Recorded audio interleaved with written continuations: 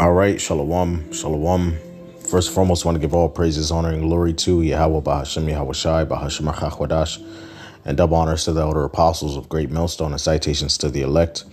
This is the brother lawyer from Great Millstone, Miami. And what I want to go into in this lesson, man, is going to be about the spirit of covetousness. The brother Benji on his channel just a few hours ago did a lesson entitled "We're Not Missing Out. We're not missing out. We're investing." Okay, and in this lesson, he pretty much goes in partially on on that spirit, of how the world teaches, in order for you to be considered successful or to be a real man, you have to go and chase material things and have material possessions, which, granted, of course, we in hell, and, we still got to do what we got to do to make it by, but our identity and self-worth as men and even as women in the faith, okay, who believe in Yahweh Bashem Yahweh Shai, is not in the pursuit of material things, man. Okay, and that notion, that disposition, is really the spirit of covetousness, which is something that Yahweh Bashem Yahweh Shai warned us about. Okay, all right, and that's basically exposed in the scriptures multiple times. All right, matter of fact, I'm gonna start here, okay, with Ecclesiastes chapter 2, okay, and verse 1, right? It says, "I said in mine heart, go to now," and this is King Solomon speaking, right? It says, "I said in mine heart, go to now, I will prove thee with mirth, therefore enjoy pleasure, and behold, this also is vanity." Right? So, that party and live it up spirit, go smash as many women as possible, and, go drink and party and hee hee ha ha all the time is vanity. Okay. All right. It says, "I said of laughter, it is mad, and of mirth, what doeth it?" Okay. So there you go. Again, it's at the end of the day, what's the profit, right? It says, "I sought in mine heart to give myself unto wine, yet acquainting mine heart with wisdom, and to lay hold on folly, till I might see what was that good for the sons of men, which they should do under the heaven all the days of their life." So King Solomon is basically saying that he did an experiment, to see, okay, what was the meaning of life? What should it be the thing, all right, that the sons of men should be occupying themselves and focusing on foremost in their life while they live their days on earth. Okay. All right. It says, "I made me great works." So this is where he begins talking about his carnal achievements, right? "I made me great works, different architectural structures, and I builded me houses. I planted vineyards. I made me gardens and orchards, and I planted trees in them of all kinds of fruit. I made me pools of water to water therewith the wood that bringeth forth trees. I got me servants and maidens, and had servants born in mine house. Also I had great possessions of great and small cattle, above all that were before me. That were in Jerusalem before me. I gathered me also silver and gold, and the peculiar treasure of kings and of the provinces. I got me men singers and women singers, and the delights of the sons of men as musical instruments, and that of all sorts. So I was great and increased more than all that were before me in Jerusalem. Also my wisdom remained with me." So King Solomon had all these great possessions and accomplishments, right? Okay. All right. Servants and women and all type of mansions and houses and pools of water, jacuzzi, Jake be having the jacuzzi with the water fountain, all type of riches and treasures. It says, "And whatsoever mine eyes desired, I kept not from them, and I withheld not my heart from any joy, for my heart rejoiced in all my labor, and this was my portion of all my labor. Then I looked on all the works that my hands had wrought, and on the labor that I had labored to do, and behold, all was vanity and vexation of spirit, and there was no profit under the sun. So it was all ultimately meaningless, man. Okay, because after you die, nobody is going to remember your works, man. And all the things that, you pursue after in this world will perish. Okay, eventually. All right. The scriptures talk about how the fashion of this world passeth away. Okay. Right. Verse 12, it says, and I turned myself to behold wisdom and madness and folly. For what can a man do that cometh after the king, even that which hath already been done? Okay. All right. So pursuing all these material accomplishments and wealth and success of this world, man, is vanity, man. You ain't doing nothing prolific or groundbreaking that somebody else ain't already done or attempted to do. Okay. All right. It says, then I saw that wisdom excelleth folly as far as light excelleth darkness.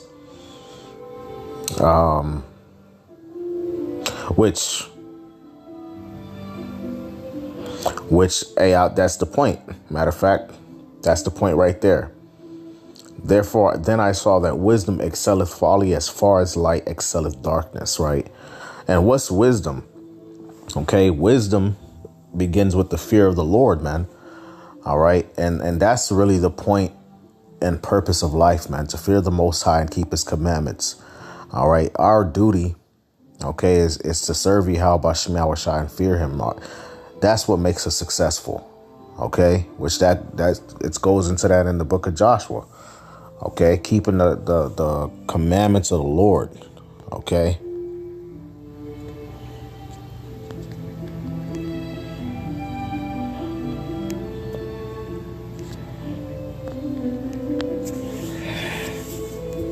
All right.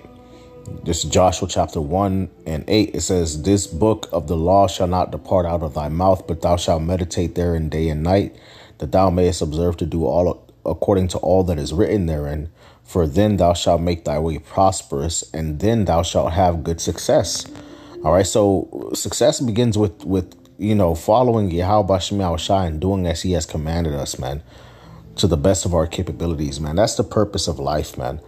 You got all these different social media influencers and these people of this world that just preach that doctrine of just material gain. You're nobody, or you haven't accomplished anything or done anything significant.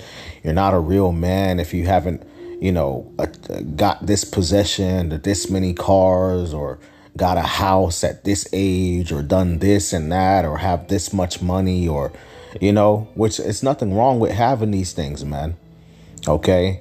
But to root our identity in those things is wrong. Okay. And Yahushua spoke against that, man. Okay. Yahushua said, take heed. Okay. All right. This Luke chapter 12, verse 15. It says, and he said unto them, take heed and beware of covetousness, for a man's life consisteth not in the abundance of the things which he possesseth, man.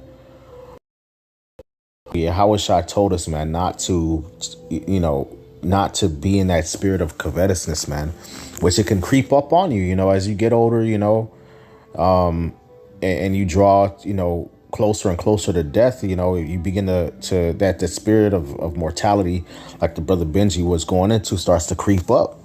Well, you've been here so long. What have you accomplished? You don't have a career. You don't have this. You don't have that.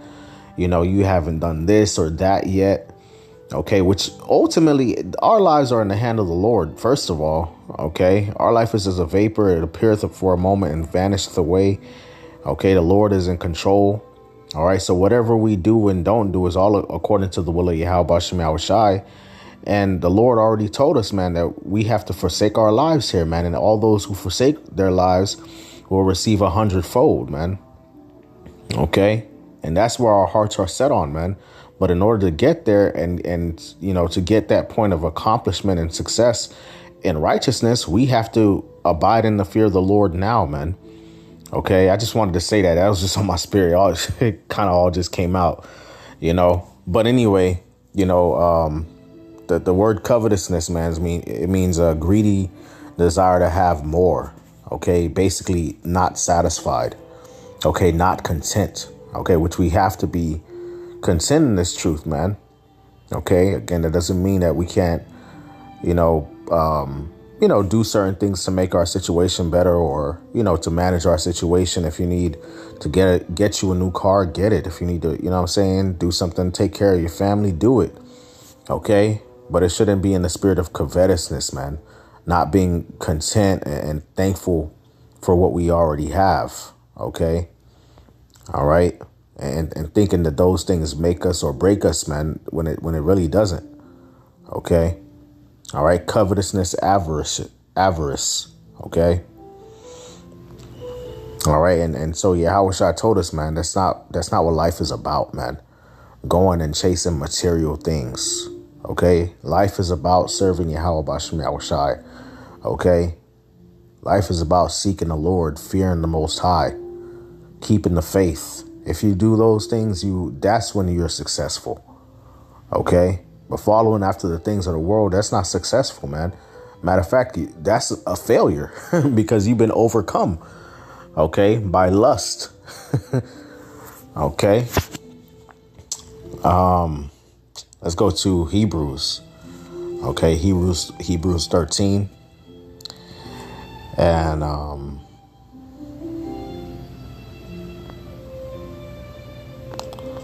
verse 5, it says, let your conversation be without covetousness, and be content with such things as ye have, for he saith, I will never leave thee nor forsake thee. So that we may boldly say, the Lord is my helper, I will not fear what man shall do unto me. Okay. So the Lord commands us to be content. Okay. Granted, we can do things, to make sure that we manage our situations the best that we can. But we can't be attached to those things, man, and overly pursuing material success. Okay. All right. We can't be in that spirit of covetousness. All right. You can't be in the spirit of chasing the bag or thinking that we're better or worse because we don't have certain things, man. All right. Hebrews 13 and 5 in the NLT, it says, don't love money. Be satisfied with what you have, for Yahweh hath said, I will never leave thee, never fail thee, and I will never abandon you. Okay. All right. And that's, people in this world, man, the reason why they pursue those things is because they don't trust the Lord, man. They trust in material things. They believe if they have material things and material possessions and wealth, that will protect them. Okay. And safeguard them against the troubles of life. When the Lord can basically overthrow your entire situation, flip your whole life upside down regardless, man. Okay. The Lord took everything away from Job, man. The Lord brought many great and rich men in history from the height of prosperity, okay, to the dunghill, man. All right. Prosperity and riches is in the hand of the Lord, man. It's not in our hands. Okay. All right. We don't control shit. All right. Which is why we have to trust in Yahweh Bashem Yahushai, man. All right. He said he's going to take care of us. He's going to guide us. He's going to give us the things that we need. Okay. Does that mean that we're complacent and we don't put our best foot forward? No. Okay. Of course we do. All right. But what it does mean is that we don't have to feel the need to pursue after material things, man, and base our identity as people and, our version or our idea of success upon material possessions and material accomplishments. OK, focus on the kingdom of Yahweh Bashem Yahushai. OK, and the Lord will bless us, as he sees fit along the way. And ultimately, he said he's going to give us the kingdom anyway. OK. All right. In Matthew 6 and 19, it says, lay not for yourselves treasures upon earth where moth and rust doth corrupt and where thieves break through and steal, but lay up for yourselves treasures in heaven where neither moth nor rust doth corrupt, and where thieves do not break through nor steal. For where your treasure is, there will your heart be also.